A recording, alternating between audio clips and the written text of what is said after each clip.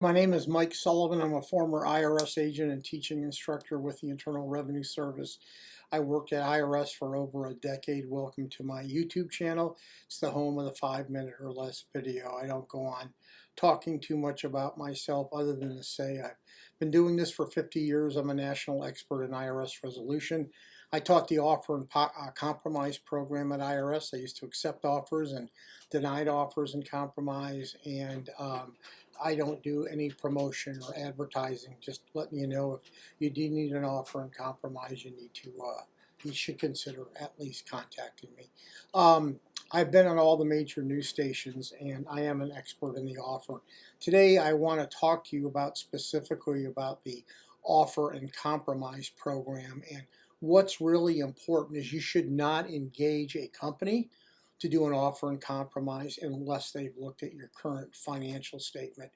God, I get so many calls of people that have been ripped off, and that's because they've talked to a salesman from a large company and they've given them a lot of money, promising it really an offer and compromise.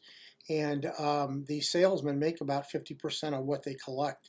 The person who's working your case on the back end doesn't even know what the salesman said, what the information that they needed to say, what they were going to say. So you got to be careful.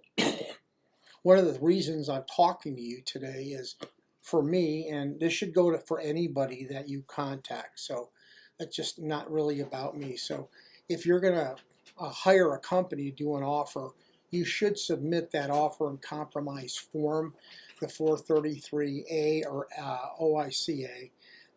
Either one. I like the 433A because it's a teaching tool.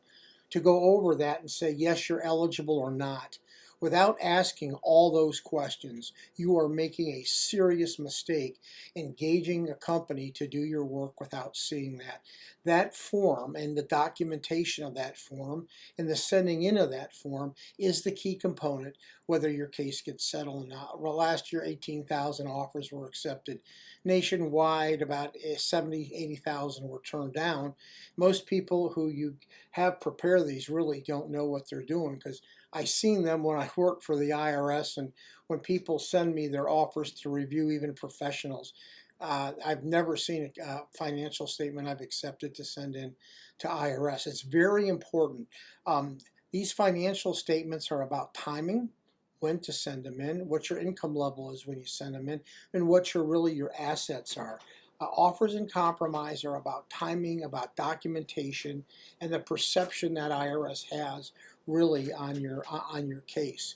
So anyway, the bottom line is, if you are going to give anybody any money, make sure they look at your finance. Even if you have to pay them a consultation fee to do that, do that. Don't go pay for the offer and compromise unless the person who's going to work your offer and compromise says yes, no, maybe, or it may need to be changed. Remember, there's a lot of elements within the offer and compromise.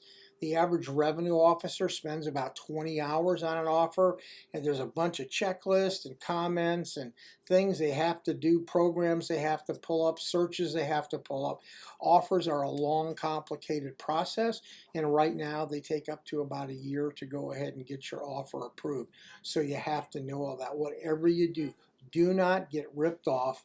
Make sure the person knows about you. Make sure all your tax returns are filed, and make sure you're current on estimate payments and all your withholdings are up to date, or IRS will summarily reject the offer and compromise and send it back to you. Anyway, I'm available for consultation, for representation, for review. I try to give you the information you need as a former agent. If you'd hit that subscription button, that would help me, only because YouTube kind of thinks it's valuable. So when people subscribe, they think your station has a little more credibility to it. By the way, in the description box, you'll see the information to contact me.